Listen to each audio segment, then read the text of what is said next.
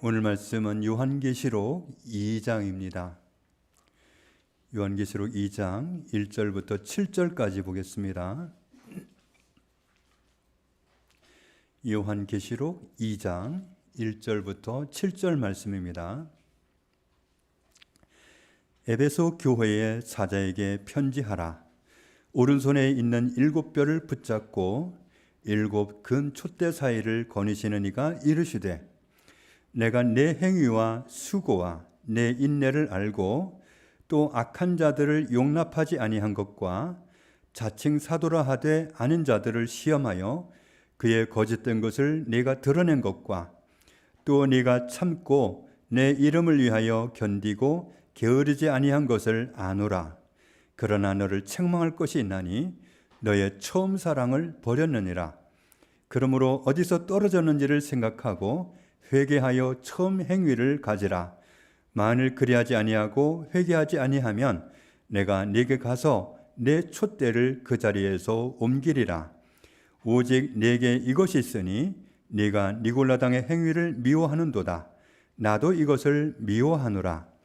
귀 있는 자는 성령이 교회들에게 하시는 말씀을 들을지어다. 이기는 그에게는 내가 하나님의 낙원에 있는 생명나무의 열매를 주어 먹게 하리라. 아멘. 요한계시록을 이해하는데 도움이 될 것 같아서 요한계시록 전체를 어떤 내용을 말하고 있는지 요약해서 말씀을 드려보면, 요한계시록은 전체가 1장부터 22장까지 있습니다. 그런데 1장은 서론입니다. 그리고 2장부터 3장까지는 7 교회를 다루고 있습니다. 그 당시에 도미티안 황제로부터 엄청난 박해를 받고 있는 그런 상황 속에 있는 소아시아 지역에 있던 7 교회를 그들이 지금 어떤 상황에 있는가를 알려주고 있고, 4장, 5장은 그렇게 교회가 앞에서 2장, 3장에서 그런 정말 곤란 가운데 있을 그때에 하나님의 나라에서는 어떤 상황인가, 그때 교회가 그렇게 초토화되다시피 하는 그런 어려움을 당하고 있을 때 천국에서는 무슨 일이 일어나고 있는가, 그걸 보여주는 게 4장, 5장입니다. 그래서 4장, 5장은 하늘의 예배를 다루고 있습니다. 그리고 6장부터 16장까지가 요한계시록에서 제일 어렵고 난해한 부분입니다. 그런데 이 6장부터 16장까지는 4개의 패턴을 가지고 계속 반복해서 말씀하는데, 그 내용이 7 인, 7 나팔, 7 표적, 7 대적, 7 대적, 이렇게 그런 패턴을 가지고 계속 말씀하고 있고, 17장부터 18장까지는 바벨론의 멸망을 다루고 있고, 19장부터 20장까지는 예수 그리스도의 승리를 다루고 있고, 끝에 남아있는 21장, 22장은 새 하늘과 새 땅, 다른 말로 새 예루살렘을 안내하고 있습니다. 앞으로 요한계시록을 계속 보는 동안에 자주 말씀을 드리면 요한계시록이 이렇게 구성이 되어 있구나 하는 것을 여러분도 알게 될 겁니다.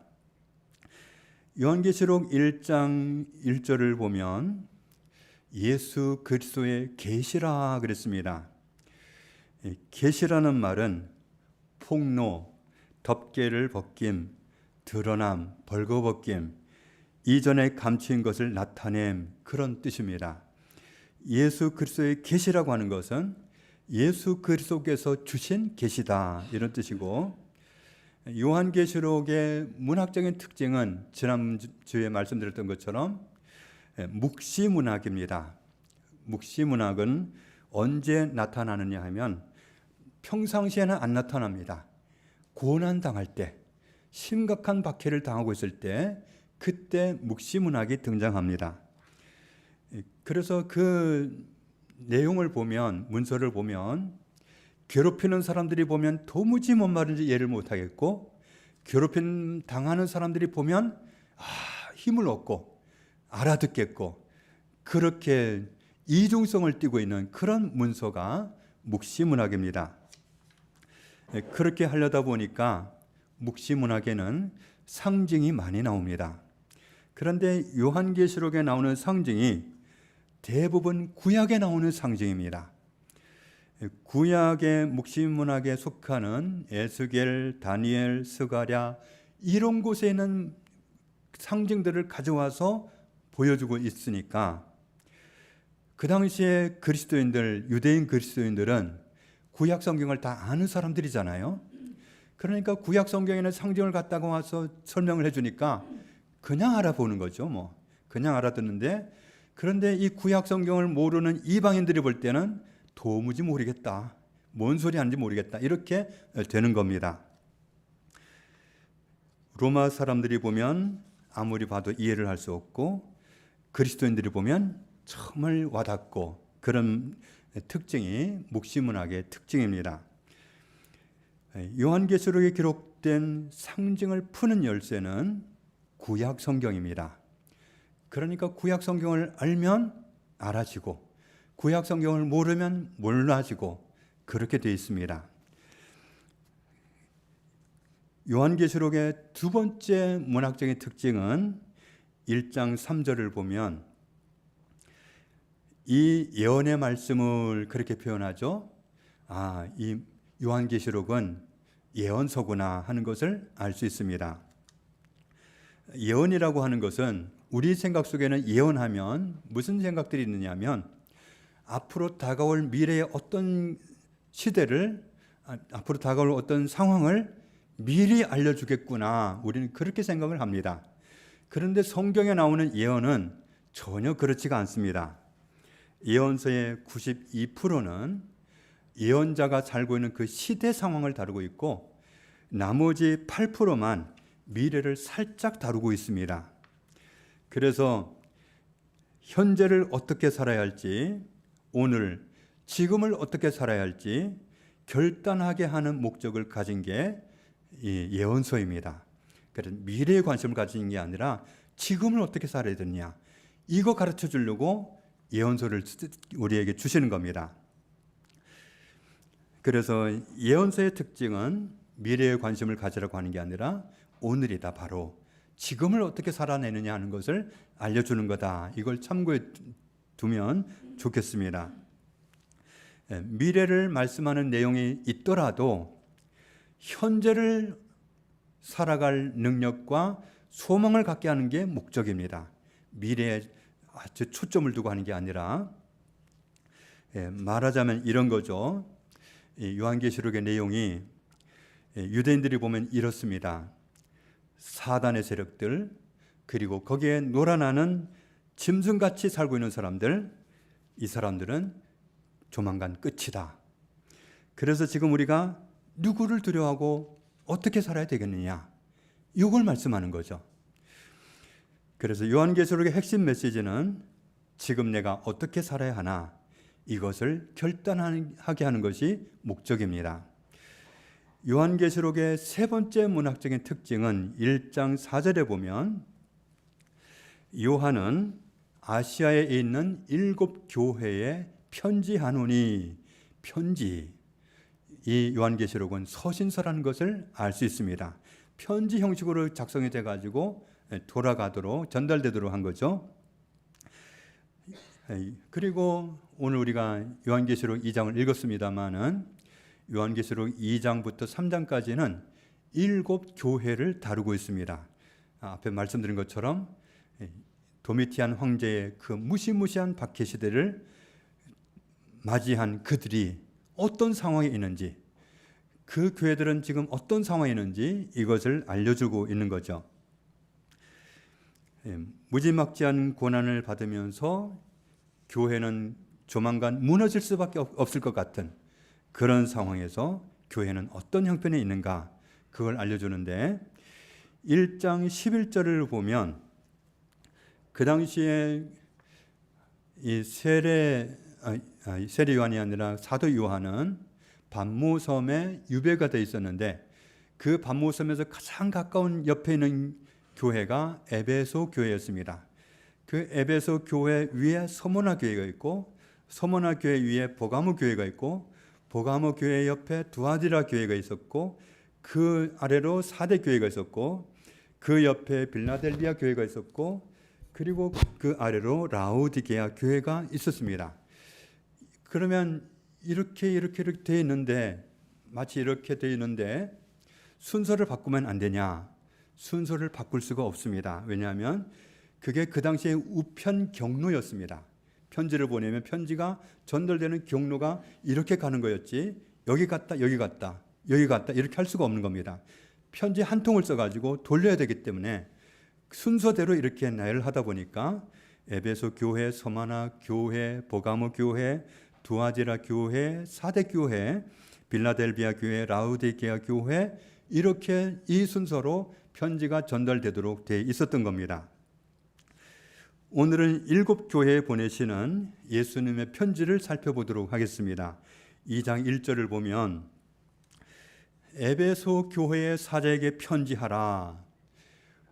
그러면서 오른손에 있는 7별을 붙잡고 7 금촛대 사이를 거니시니가 이르시되 에베소 교회 리더에게 편지를 쓰는데 7교회 리더를 오른손으로 붙잡으시고서 7 교회 사이를 거닐고 계시는 예수님이 지금 편지를 쓰는 겁니다.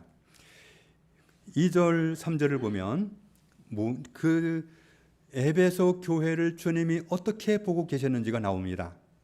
내가 내 행위와 수고와 내 인내를 알고 또 악한 자들을 용납하지 아니한 것과 자칭 사도로 하되 아는 자들을 시험하여 그의 거짓된 것을 네가 드러낸 것과 또 네가 참고 내 이름을 위하여 견디고 게으르지 아니한 것을 아노라. 말하자면 내가 내 행위를 알고 있고 너의 수고를 알고 있으며 너의 인내를 알고 있고 악한 자들을 용납하지 않은 것도 알고 있고 사도라고 사칭하는 사람들을 밝혀낸 것도 알고 있고 주님의 이름을 위해서 참고 견디는 것도 알고 있고 부지런하고 게으르지 않은 것도 알고 있다. 주님은 박해 가운데 있는 에베소 교회가 그런 무시무시한 박해 가운데서도 든든하게 서 있기 위해서 잘 견뎌온 것을 세세하게 잘 알고 계셨습니다. 그런데 그 다음 절을 보면 그 교회에 약간의 문제가 있었습니다. 4절을 보면 그러나 너를 책망할 것이 있나니 너의 처음 사랑을 버렸느니라. 예수님을 사랑하는 하나님을 사랑하는 첫사랑을 너희가 버렸다. 하나님은 우리와 사랑하는 관계이기를 원하시는데 그 사랑은 첫사랑 같은 뜨거운 사랑을 원하십니다. 하나님은 적당한 선에서의 적당한 사랑을 주고 때로는 거리를 두고 이런 걸 원하지 않습니다. 뜨거운 사랑, 첫사랑을 원합니다.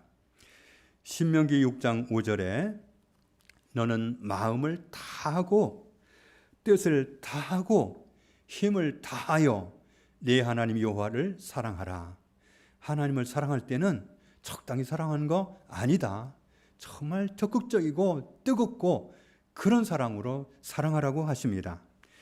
13장 3절을 보면 하나님의 말씀과 다른 말을 하는 선지자가 있다면 이상한 꿈을 꾸고 와서 성경과 다른 얘기를 하는 그런 사람이 있다면 그런데 넘어가지 말아라. 그러면서 하시는 말씀이 뭐냐면 너의 하나님 여호와께서 너희가 마음을 다하고 뜻을 다하여 너희의 하나님 여호와를 사랑하는 여부를 알려하사 너희를 시험하심이니라. 그 엉뚱한 소리 하는 사람들이 왜 오도록 놔뒀냐? 하나님 막으실 수도 있는데 왜 두느냐?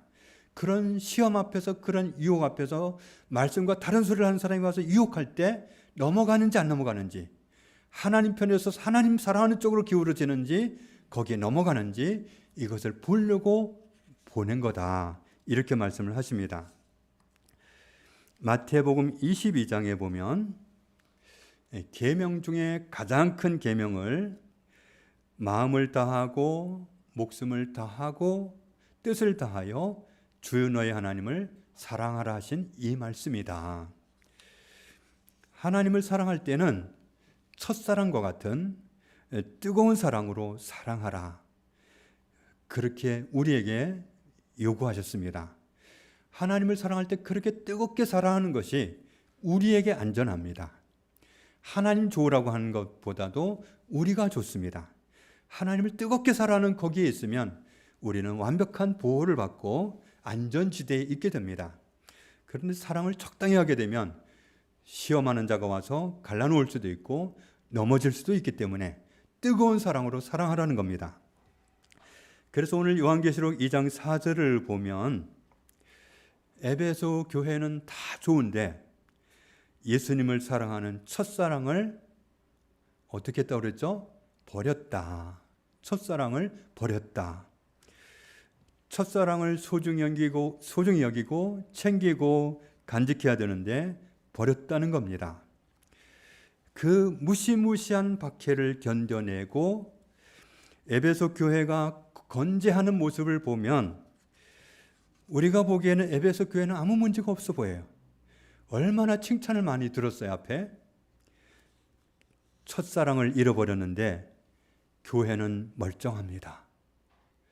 첫사랑을 잃어버렸는데 에베소 교회는 건재합니다. 그것을 보고 사람들은 속을 수 있어요. 아, 에베소 교회처럼 돼야 되겠구나. 에베소 교회에 저런 모습으로 살아야 되겠구나. 저렇게 든든히 서야지. 우리는 겉모습만 보고 그렇게 생각할 수 있습니다. 모든 박해를 견뎌내고 아무 문제가 없는 듯이 에베소 교회가 건재하고 있었기 때문에 사람들은 겉모습만 보고 그렇게 잘못 이해할 수 있습니다.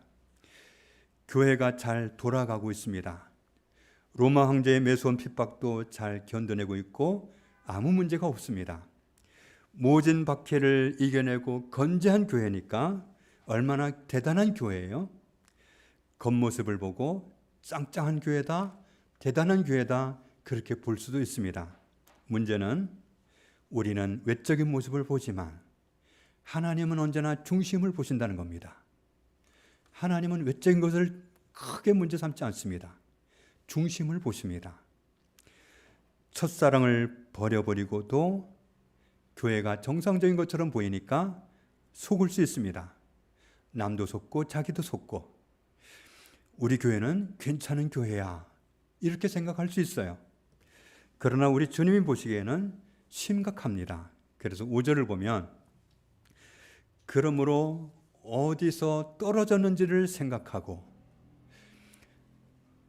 회개하여 처음 행위를 가지라. 만일 그리하지 아니하고 회개하지 아니하면 내가 네게 가서 내 촛대를 그 자리에서 옮기리라.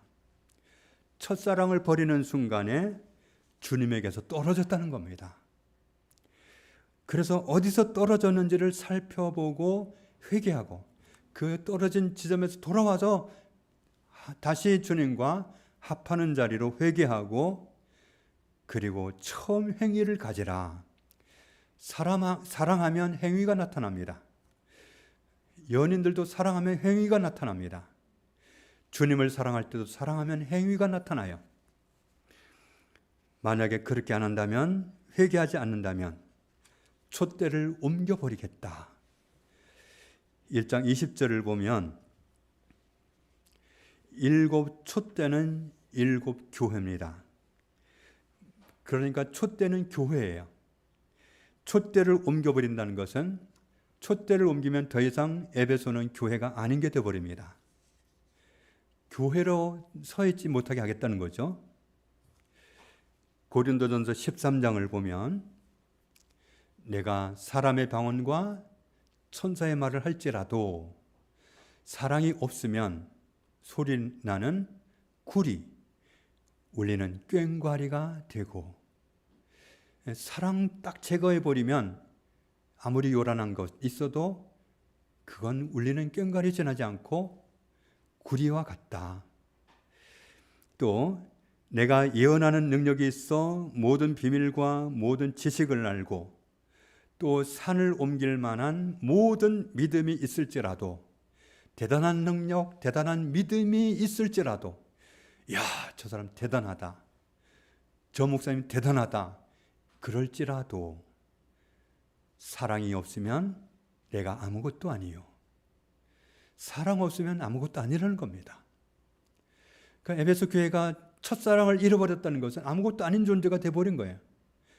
그 무오진 핍박을 견뎌오는 그 정말 대단한 인내를 보였음에도 불구하고 교회가 허물어지지 않고 사라지지 않고 존재하는 것만 봐도 대단한 것 같은데, 그런데 아무것도 아닌 존재가 되어버렸다는 겁니다. 또 내게 있는 모든 것으로 구제하고 또 내 몸을 불사르게 내줄지라도 사랑이 없으면 내게 아무 유익이 없느니라.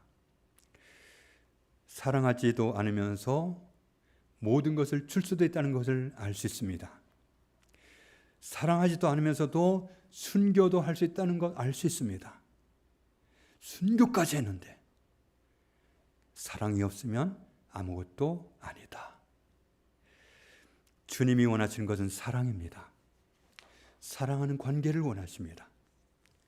사랑하지 않고도 대단할 수 있지만 사랑하지 않으면서 대단한 것은 아무 의미가 없다는 겁니다. 주님은 그렇게 보십니다. 우리는 그렇게 안 볼지 몰라도 주님은 그렇게 보십니다. 그렇기 때문에 우리는 우리 자신을 살펴봐야 됩니다. 주님을 뜨겁게 사랑하던 첫사랑을 간직하고 있는지, 첫사랑을 버려버리고도 신앙생활을 잘할 수 있습니다. 박해를 견뎌낼 수도 있고 심지어는 순교도 할 수 있습니다. 자기한테 있는 것을 다 갖다 줄 수도 있습니다. 그러나 첫사랑처럼 뜨겁게 주님을 사랑하지 않고는 모든 굉장한 것이 아무것도 아닙니다. 주님은 아무것도 안 쳐줍니다. 대단한 은사 안 쳐줍니다. 대단한 구제 안 쳐줍니다. 대단한 은사 능력 안 쳐줍니다. 사랑이 없다면. 주님을 뜨겁게 사랑하던 첫사랑을 회복해야 되는 겁니다. 주님을 뜨겁게 사랑하기 때문에 우리에게 있었던 행위가 있었습니다. 그 행위를 찾아오라는 겁니다. 그렇지 않으면 더 이상 교회가 아닌 상태가 될 수 있다는 겁니다. 우리가 예수님을 사랑할 때도 첫사랑의 사랑으로 뜨겁게 사랑해야 되지만 그게 우리 정말 스스로 결단해갖고 되는 일은 또 아닙니다. 신명기 30장을 보면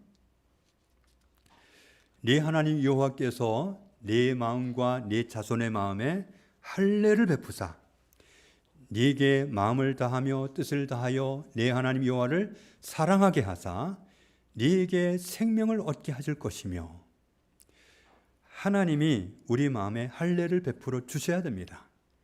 완고한 마음을 벗겨버리시고 정말 주님께 고분고분 순종할 수 있는 그런 마음으로 하나님이 할례를 주셔야 우리는 정말 끝까지 첫사랑으로 갈 수 있습니다. 내가 결심한다고 첫사랑이 유지되는 것도 아니고 간직되는 것도 아닙니다. 그러니까 우리는 하나님의 은혜를 구해야 됩니다. 에스겔 11장을 보면 내가 그들에게 한 마음을 주고 그 속에 새 영을 주며 그 몸에서 돌 같은 마음을 제거하고 살처럼 부드러운 마음을 주어 내 율례를 따르며 내 규례를 지켜 행하게 하리니 그들은 내 백성이 되고 나는 그들의 하나님이 되리라. 성령님이 오셔서 우리의 마음을 새롭게 하시면 첫사랑을 가지고 끝까지 갈 수 있습니다. 그러나 내 결단만 가지고는 안 됩니다. 내가 첫사랑을 어디서 잃어버렸더라? 그걸 찾아와야 될 뿐만 아니라 그걸 계속 붙잡고 있으려면 성령님이 내 마음에 할례를 행하시고 성령님이 내 마음을 바꾸어 주시고 고분고분 순종하면서 끝까지 하나님을 뜨겁게 사랑하면서 첫사랑으로 사랑하면서 갈 수 있습니다. 요한계시록 2장 8절을 보면 그 다음 교회에 보내는 편지인데 서머나 교회의 편지를 씁니다. 처음이며 마지막이요 죽었다가 살아나시니가 이르시되, 서머나 교회가 있는 지역은 우상 숭배가 무성한 지역이었고 그리고 거기에는 유대인 공동체 활동이 아주 활발한 지역이었습니다. 이곳 유대인들이 그리스도인들을 괴롭혔습니다. 유대인들이 찾아오는 거예요. 유대인들이 찾아와 가지고 우리도 예수님을 믿겠다. 우리 받아줘라. 그런데 이 그리스도인들이 유대인들을 쉽게 믿기가 어렵거든요. 그래서 안 믿었습니다. 안 받아줬습니다. 그런데 또 찾아오는 거예요. 자꾸만 찾아오는 거예요. 우리도 진짜 예수 믿을 거다. 우리를 받아줘라. 너무 찾아오고 그러니까 나중에 고민을 하다가 안 받아주는 것도 혹시 죄 지을까 봐 받아줬습니다. 이 그리스도인들은 박해를 피해서 카타콤에 숨어 있었는데 그 사람들이 자기도 예수 믿겠다고 했기 때문에 끈질기게 찾아와서 예수 믿겠다고 했기 때문에 이 사람들을 데리고 자기들의 은거지 카타콤으로 데리고 간 거예요. 그리고 거기서 몇 달을 성경 공부도 하고 같이 예배하고 지냈습니다. 마침내 이 외부에서 온 유대인들이 카타콤 내부 사정을 다 익혔습니다. 그러더니 이 사람들이 가서 로마 군인을 찾아가서 고발을 해버렸어요. 우리가 그리스도인들이 숨어 있는 데를 잘 안다. 로마 군인들이 그랬겠죠. 알면 뭐하니? 들어가면 우리는 못 나오고 죽는데 그 미로길은 알 수가 없다 아무도. 우리가 안다. 우리가 거기서 몇 달을 지내면서 다 파악했다. 걱정 말고 따라와라. 그래가지고 로마 군인들을 데리고 카타콤으로 간 거예요. 그 바람에 카타콤에 숨어 살던 그리스도인들이 다 잡혀갔어요. 그게 서머나 교회입니다. 9절에 보니까 내가 네 환난과 궁핍을 알거니와. 다 잡혀갔으니까 어른부터 할머니 할아버지부터 해서 어린 아기까지 다 잡혀갔으니까 환난이 얼마나 끔찍했겠어요. 그리고 다 빼앗겼으니까 얼마나 궁핍했겠어요. 내가 네 환난과 궁핍을 알고 있다.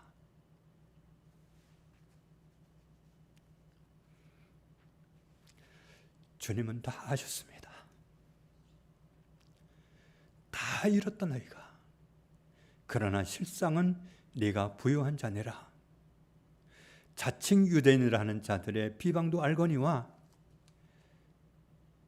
그 인간들은 실상은 유대인이 아니요 사탄의 회당이라.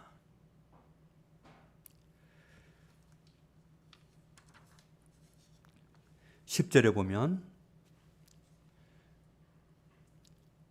주님이 위로의 말씀을 주시면 좋을 것 같은데 아직도 고난이 남아있다고 말씀하십니다. 너는 장차 받을 고난을 두려워하지 말라. 볼지어다 마귀가 장차 너희 가운데 몇 사람을 옥에 던져 시험을 받게 하리니 너희가 10일 동안 환난을 받으리라. 아직도 고난이 남아있는, 다 잡혀가서 아직도 고난이 남아있는 그런 상황일 때 주님이 부탁하신 말씀이 뭐냐 하면 네가 죽도록 충성하라.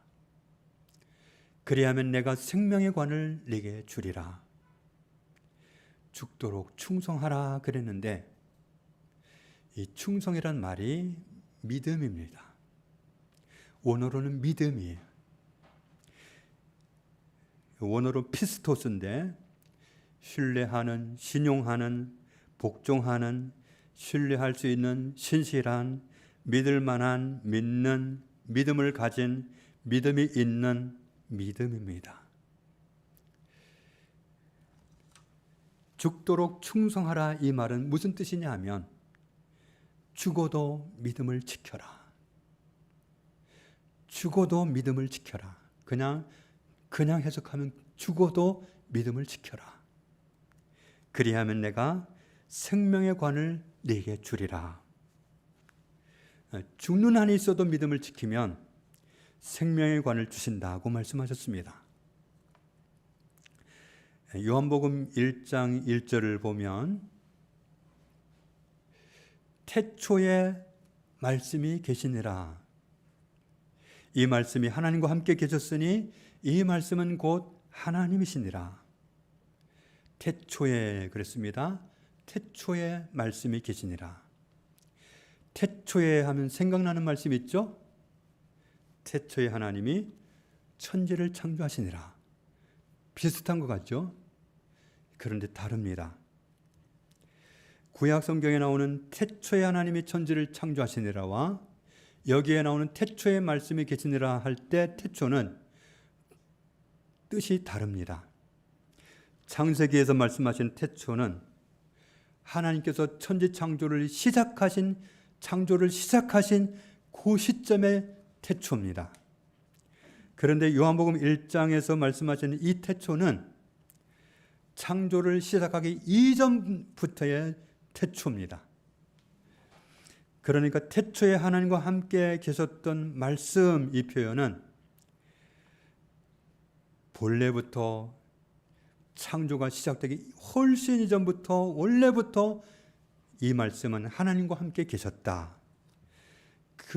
그래서 창조 이후에 존재하는 말씀이 아니라 창조 이전에 있었으니까 이 말씀은 창조물이 아닙니다. 하나님이 창조해서 생긴 게 아니에요. 하나님의 피조물이 아니었습니다. 그래서 이 말씀은 곧 하나님이시니라. 이 말씀은 곧 하나님이시니라. 4절에 보면 그 안에 생명이 있었으니 이 생명은 사람들의 빛이라. 그분 안에, 그 말씀 안에, 그 예수님 안에, 그 안에 그분은 예수님입니다. 예수님 안에 생명이 있었다. 이 생명을 소유하면 사람들이 빛을 얻는 거죠. 요한계시록이 쓰여지던 이 당시에 그 동네에서는 무슨 단어가 늘 쓰였느냐 하면 생명이라는 단어가 계속 쓰였습니다. 그런데 생명이라는 것은 참 묘합니다. 저는 지금 생명이 있을까요? 없을까요? 저는 생명이 있습니다. 그럼 제 생명은 어디에 있을까요? 여기에 있을까요? 가슴에 있을까요? 제 생명이 어디에 있을까요? 생명이 보이지 않습니다. 생명이 있는 건 아는데 보이지 않습니다. 그러니까 생명을 설명하기가 어려워요. 그러니까 그 당시 사람들은 생명을 설명하기 어려우니까 말도 안 되는 말장난을 했어요. 말하자면 은밀한 지식을 소유하면 생명이 있다. 이런 말장난을 했습니다. 그럴듯한 말 같은데 와닿지 않는 말로 사람을 속였던 겁니다. 그런데 오늘 이 말씀에 보니까 그 안에 생명이 있었으니, 생명은 딴 데 있지 않다. 예수님 안에 있다. 생명이 예수님 안에 있다. 여기 화면을 좀 비출 수 있을까요? 거기에 컵이 있습니다. 그리고 이건 생명입니다. 생명이 컵 안에 있습니다. 그런데 이 생명을 손을 대지 않고 생명을 소유하는 방법이 있을까요? 방법은 손을 대면 안 됩니다. 어떻게 생명을 소유하죠? 컵째 가져오면 됩니다. 생명이 어디 있느냐면 예수님이 계시는데 생명이 예수님 안에 있습니다. 생명만 가져올 수는 없어요. 어디 있는지 모르니까. 방법은 뭐죠? 예수님을 모시면 생명이 있습니다. 예수님을 모시면 돼요. 그러면 나한테 영생하는 생명, 영원히 사는 생명이 있는 겁니다. 마찬가지로 우리에게 필요한 영원히 사는 생명, 예수님 안에 있기 때문에 예수님을 소유하면 예수님이 있는 거고, 그래서 예수님을 가지면 생명이 있는 거고, 예수님을 안 가지면 생명이 없습니다. 그래서 예수님을 모시고 예수님과 함께 있는 동안은 생명이 있어요. 그런데 박해가 왔어요. 예수님을 믿으면 죽이겠대요. 예수님을 믿으면 죽이겠다고 하니까 그럼 예수님을 버리면 무슨 일이 일어나죠? 그 안에는 생명도 잃는 거예요. 박해가 왔다고 해서 예수 믿으면 죽인다고 해서 예수님을 버려버리면 그 안에 있는 생명까지 잃어버려요. 예수님을 끝까지 모시고 있어야 생명이 있는 상태가 되는 겁니다. 아무리 박해가 와도 예수 믿으면 죽인다고 해도 예수를 모시고 있어야 생명이 거기에 있기 때문에, 영원히 사는 생명이 거기에 있기 때문에 예수님을 붙잡고 있어야, 예수님을 놓치지 말아야, 예수님을 버리지 말아야 내가 영원히 사는 생명이 있는 사람이 되는 겁니다. 그러니까 살기 위해서 예수님을 버리면 죽는 겁니다. 살기 위해서 우리는 예수님을 붙잡아야 되는 거죠. 그렇기 때문에 요한계시록 2장 10절에서 화면은 넘겨줬죠? 죽도록 충성하라. 이 말씀은 죽는 한이 있어도 믿음을 지켜라. 죽인다고 해서 예수님 놓아버리면, 예수님을 버려버리면 생명이 잃는 겁니다. 끝까지 예수님 붙잡고 끝까지 예수님 믿는 그 자리에 있어야 되는 겁니다. 그러면 생명을 잃지 않습니다. 내가 생명의 관을 네게 주리라. 요한일서 5장에도 말씀하죠. 또 증거는 이것이니 하나님이 우리에게 영생을 주신 것과 이 생명이 그의 아들 안에 있는 그것이니라. 아들이 있는 자에게는 생명이 있고 하나님의 아들이 없는 자에게는 생명이 없느니라. 그 다음 절에도 보면 내가 하나님의 아들의 이름을 믿는 너희에게 이것을 쓰는 것은 너희로 하여금 너희에게 영생이 있음을 알게 하려 함이라. 그래서 요한계시록 2장 10절 중간에 있는 말씀처럼 네가 죽도록 충성하라 하는 이 말씀이 무슨 의미인지 우리는 깊이 새겨야 됩니다. 죽어도 믿음을 버리지 말라. 그리하면 내가 생명의 관을 네게 주리라. 한 교회만 더 보겠습니다. 12절을 보면 버가모 교회가 나옵니다. 버가모 교회의 사자에게 편지하라. 좌우에 날선 검을 가지신 이가 이르시되, 서모나 지역하고 버가모 지역하고 이 두 지역은 쌍둥이 같은 지역입니다. 뭐가 쌍둥이 같으냐 하면 로마 황제를 신으로 숭배하는데 이 두 지역이 앞다투어서 서로 먼저 하려고 그랬고, 이 황제가 그리스 로마 신들을 들어와서 그 신들을 섬기게 할 때도 버가모하고 서가모가 서로 앞다퉈서 자기가 먼저 섬길 거라고 경쟁했던 곳이 바로 이곳입니다. 그런데 버가모 교회를 향하시는 예수님의 모습이 심상치가 않습니다. 뭐라고 그랬어요? 좌우에 날선 검을 가지신 이가 이르시되, 검을 들고 말씀하시는 거예요. 무섭게. 버가모 교회에는 예수님의 징계를 받아야 될 만큼 크게 잘못된 것이 있으리라는 것을 짐작할 수 있는 대목이죠. 네가 어디에 사는지를 내가 아노니 거기는 사탄의 권좌가 있는 데라. 로마 황제를 신으로 숭배하고 온갖 그리스 신들을 갖다가 숭배하고 있는 그곳은 그 배후에는 사탄의 권좌가 있다. 사탄이 숭배받는 지역이 거기다. 네가 내 이름을 굳게 잡아서 내 충성된 증인 안디바가 너희 가운데 곧 사탄이 사는 곳에서 죽임을 당할 때에도 나를 믿는 믿음을 저버리지 아니하였도다. 사탄이 적극적으로 숭배받는 그곳에서 믿음을 지키려다 보니까 순교당하는 사람이 있었단 말이죠. 그런 환난을 당하면서도 예수님을 믿는 믿음을 저버리지 않아서 지금 칭찬을 받고 있는 겁니다. 그런데 14절부터 16절을 보면 예수님이 왜 그들을 향해서는 검을 들고 있는지 알 수 있습니다. 그러나 네게 두어 가지 책망할 것이 있나니 거기 네게 뭐가 있느냐 하면 발람의 교훈을 지키는 자들이 있도다. 발람이 발락을 가르쳐 이스라엘 자손 앞에 걸림돌을 놓아 우상의 제물을 먹게 하였고 또 행음하게 하였느니라. 버가모 교회 안에 발람의 교훈을 가진 사람들이 있었다는 거죠. 민수기 22장을 보면, 민수기 22장부터 24장을 보면 모압 왕 발락이 발람이란 술사를 초대를 하면서 와서 이스라엘 백성들을 저주를 좀 해달라고 부탁을 합니다. 발람이 하나님의 명령을 거역하고 발락의 부탁을 들어줌으로써 떼돈을 벌려고 가려고 하다가 하나님 앞에 혼쭐이 났죠.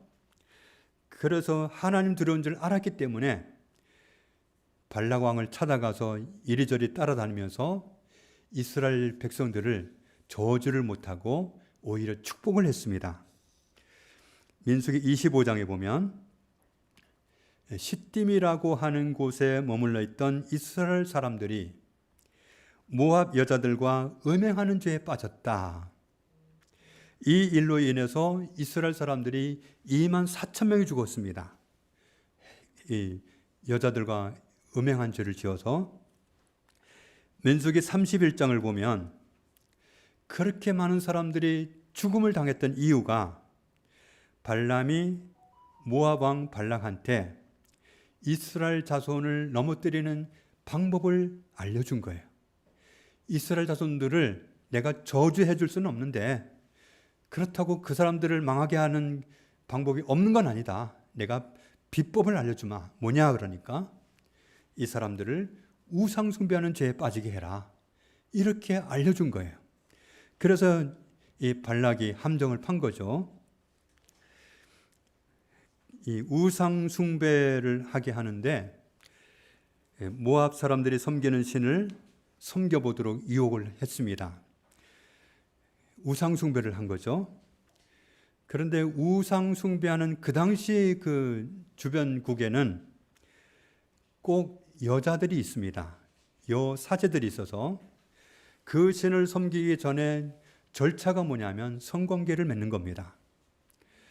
그래서 우상 숭배하는 죄를 짓고 행음죄를 짓고 그래서 거기에 그만 유대인들이 많이 빠졌던 겁니다. 그래서 2만 4천 명이 죽임을 당했는데 오늘 요한계시록 2장 14절에 어떤 말씀을 하시느냐 하면 너희 가운데 발람의 교훈을 가진 사람들이 있다. 발람의 교훈은 남에게 함정을 파서 넘어뜨리는 겁니다. 그게 발람의 교훈입니다. 발람이 발락을 가르쳐 이스라엘 자손 앞에 걸림돌을 놓아 우상의 제물을 먹게 하였고 또 행음하게 하였느니라. 그런 죄를 짓도록 함정을 파는 사람들이 있다는 거죠. 여러분 가운데 있다. 발람의 교훈은 걸림돌을 넣는 거고 그래서 사람을 넘어져서 죄를 짓게 하는 거였습니다. 버가모 교회 안에 그런 못된 짓을 하는 사람들이 있다는 거죠. 버젓이 있다는 거죠. 거기에 말려든 사람들이 우상 숭배하는 죄에 빠지게 되고 행음하는 죄에 빠지게 된다는 겁니다. 그래서 16절 같이 읽겠습니다. 그러므로 회개하라. 그리하지 아니하면 내가 네게 속히 가서 내 입에 검으로 그들과 싸우리라. 그거 회개 안 하고 그대로 방치하면 그냥 안 두겠다는 겁니다. 우리의 섬김을 받으실 하나님은 한 분밖에 없기 때문에 다른 신을 섬긴다든지 다른 신 앞에 무릎을 꿇는다든지 하나님이 싫어하는 죄에 가담하는 것은 용납받을 수 없는 행동입니다. 우리나라는 고사 문화가 많아요. 집을 짓다가도 고사 지내고 해가 바뀔 때마다 산에 가서 고사를 지내고 사업하다가도 고사 지내고 돼지머리한테 잘해달라고 복을 비는 거죠. 이건 우상 숭배입니다. 우리의 섬김을 받으실 분은 하나님 한 분밖에 없습니다. 다른 데 절하는 것은 아닙니다. 11절에 귀 있는 자는 성령이 교회들에게 하시는 말씀을 들을지어다. 이기는 자는 둘째 사망의 해를 받지 아니하리라. 교회들을 말씀하실 때마다 끝에는 늘 이렇게 붙입니다. 귀 있는 자는 성령이 교회들에게 하시는 말씀을 들을지어다. 이게 에베소 교회 얘기라고, 서머나 교회 얘기라고, 버가모 교회 얘기라고, 여기 은혜교회라고 안 나왔다고 남의 얘기 듣듯이 하지 말라는 겁니다. 어느 교회든지 누구든지 이 함정에 빠질 수 있기 때문에 성령님이 교회들에게 하시는 말씀을 나에게 하는 말씀으로 받으라는 겁니다. 누구나 시험은 있지만, 박해는 받을 수 있지만 이기게 되면 둘째 사망의 해를 받지 않는다. 17절에도 같이 읽습니다. 귀 있는 자는 성령이 교회들에게 하시는 말씀을 들을지어다. 이기는 그에게는 내가 감추었던 만나를 주고 또 흰 돌을 줄 터인데 그 돌 위에 새 이름을 기록한 것이 있나니 받는 자밖에는 그 이름을 알 사람이 없느니라. 아멘. 우리는 소아시아 지역에 있던 교회에, 환난 가운데 있던 그 교회에 주님이 보내시는 편지를 일부분 봤습니다. 주님은 그 교회들을 얼마나 적나라하게 알고 계셨는지, 정말 주님이 우리를 아실까? 이 환난 가운데서 이렇게 교회가 무너질 것 같은데 주님은 왜 가만히 계시나? 주님이 모르는 게 아니었습니다. 다 알고 계셨습니다. 주님은 우리가 주님을 뜨겁게 사랑하는 첫사랑을 가지고 끝까지 다름질하기를 원하십니다. 우리가 다른 죄짓게 하는 모든 거기에 가담하지 않고 끝까지 주님을 섬기는 그 자리에 신실하게 서 있기를 당부하시는 음성을 들었습니다. 7교회에 보내는 이 편지를 통해서 주님이 나에게 보내는 편지로 알고 정말 내가 어떻게 오늘을 살아야 될지, 우리도 내일이 아니라 오늘을 어떻게 살아야 될지, 내 인생을 앞으로 어떻게 살아야 될지 결단하고 주님이 기뻐하시는 성도로, 주님이 기뻐하시는 교회로 살아갈 수 있게 되기를 주님의 이름으로 축복합니다. 하나님 감사합니다. 에베소 교회, 서머나 교회, 버가모 교회에 보낸 편지를 통해서 우리에게 말씀하시는 주님의 음성을 듣습니다. 남의 얘기로 듣지 않고 나에게 하시는 말씀으로 듣고 우리도 첫사랑을 회복하기 원합니다. 우리도 행음죄나 우상숭배죄나 그런 나쁜 죄에 가담하지 않기 원합니다. 오직 주님과 함께 주님을 뜨겁게 사랑하는 그 자리에서 주님을 영광스럽게 배웠고 생명 되시는 주를 끝까지 믿고 달려감으로 생명 되시는 주를 버리지 않는 영원히 사는 생명을 소유한 사람으로 끝까지 남을 수 있도록 은혜 입혀 주옵소서. 예수님 이름으로 기도합니다. 아멘.